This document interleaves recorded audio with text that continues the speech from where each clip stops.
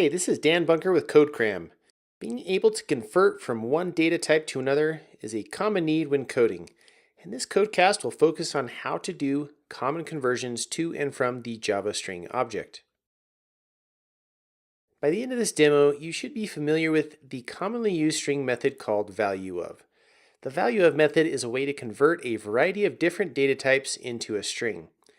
All of the valueOf methods are static, which means that you can use this method on the string class directly without having to create one first.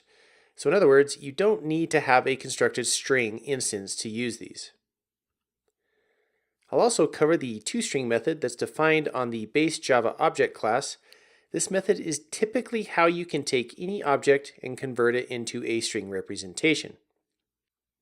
It's also a common method that you should override when you create your own objects. I've switched back to Spring Tool Suite, and this is a continuation of the string basics that I started in another tutorial. So if you want to go back and check that out, you can find that at codecram.com.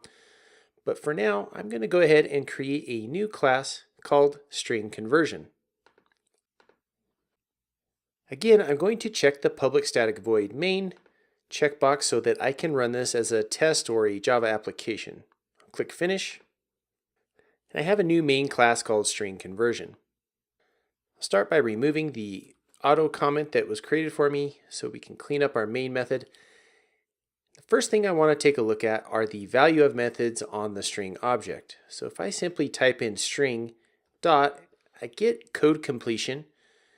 And I can look at what is offered on the valueOf by going to valueOf methods in here. And you can see that we have conversions for booleans, chars, and a bunch of other data types. Most of these data types are primitive data types, and it's how we can convert from a primitive data type into a string data type. So I'll go ahead and just convert a boolean to start off with. I'll pick this first one, and you can convert true. And this takes the true Boolean data type and converts it into the string representation of it, which is the string called true. I'm going to place this in a system.out so that we can test it by running it as a new application. In this case, it printed out true. Next, I'm going to copy that line a few times so we can test out other primitive data type conversions. I switched the first valueOf to 15, which is an integer, the second one to 20L, which is a long, and the third one to 20.50, which is a float. I'll go ahead and save that, and I can run this and test that the converted into strings appropriately. And everything printed in the console, and everything, even though you can't see the type, everything is a string data type there. And finally, the last way that we can make or convert strings is to use the toString method on the object class. We'll need objects of different types to make that happen though. So I'll create a couple. So I've created two new objects, an integer and a double, initialized to 15 for the integer and 20.50 for the double.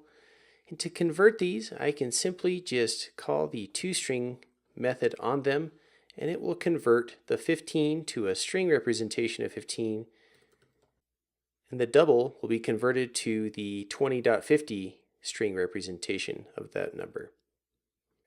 Since toString is defined on the java.lang object class, this works on all Java classes.